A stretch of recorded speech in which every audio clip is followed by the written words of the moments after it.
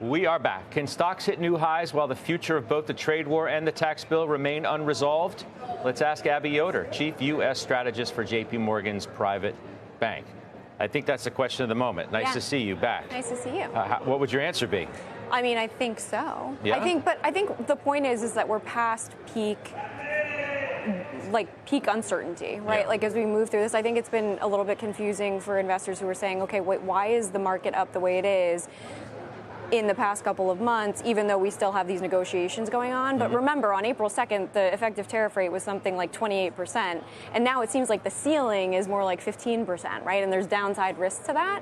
So I think that's something that definitely is playing into the optimism. And then you have in the background going on, some deregulation, and then also the reconciliation bill, as you mentioned. Yeah, what about that, though? Now there seems to be this Musk angle that no one really thought was going to come in at the 11th hour.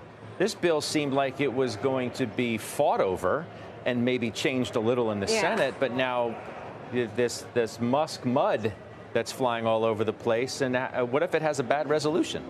Well, I mean, I think that's a risk, right? Like, for sure. I think the market, and I was saying this like months ago, like even if when we were talking about this before this process really started, like, again, if we think about expectations post-election, it was like this tax bill thing, this is definitely going to happen, right? Nobody really saw the tariffs coming, but the taxes were definitely there. Yeah, that's a foregone conclusion. Yeah, but I mean, look, it's one. I mean, probably still is, but yeah, I think it still is, given price action today. I think the expectation is yes that it's tweaked, but at the end of the day, it does go through in terms of the reconciliation. And that's all that matters. And as long as we've seen peak uncertainty from tariffs, we're good. What about the lag effect, though, about the impact of the tariffs? Yeah. So we have more certainty.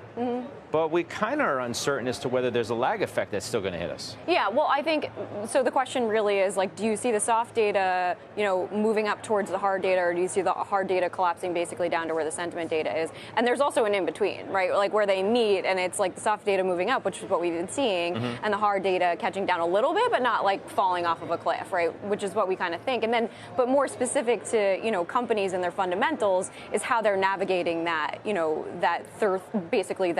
the next couple of months as we work through the lagged effects. And what we heard, and I think we talked about this last time, is that there are a lot of different ways that companies are thinking about mitigating this. And I think, they're high quality companies, and that's why we're favorable. You've been focused a little bit on the divergence between tech and healthcare. Yeah. Why so? What's the message in that? Well, I think, historically, when you think about where investors will put their money if they want growth, it was always this, historically again, this conversation, is it tech or is it healthcare? And then starting in 2023, it really became tech over healthcare, and you've seen underperformance since then. This year is really, really stark, right, in terms of the outperformance of tech versus healthcare. And it's driven by both sentiment and fundamentals, right? Tech has really delivered in terms of earnings. It was the best 2Q beat rate since 2023 for the sector. And healthcare has seen downward revision to their 2025 estimates. And then on top of that, you have a valuation at 16 times for the sector, which is below its long-term average. But you've got policy overhang in the form of drug pricing, tariffs, all of these different things that are going to weigh on it longer term. Does tech have legs?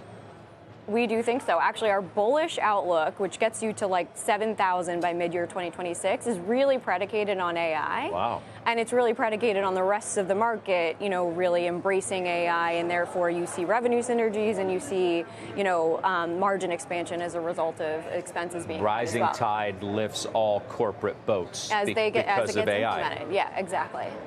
But it's okay if tech leads, and you think it will get the S&P to 7,000 by mid next year. That's year. our bull case for mid-year next year. Yeah. What's the bear case based on? When you think about what the bear case could be, what is that? I mean, that's a mild recession, and it's, it wouldn't be inclusive of higher inflation, so it's not that stagflationary scenario, but it's, a peak to trough decline of around 25% from peak to trough. And so it's just it's a mild recession, because at the end of the day, when you think about where the Fed is, they've got a lot of firepower, right? They are in a position to be able to cut rates, and we do still believe right now they have a balanced approach, right? Because they're in wait and see mode. But if you do see, labor market deterioration, they definitely have the ability to come in. So at worst, you get a mild recession and you get the Fed stimulating, so it's hard to get too negative on stocks, no matter the scenario in which you see, if things go a little south.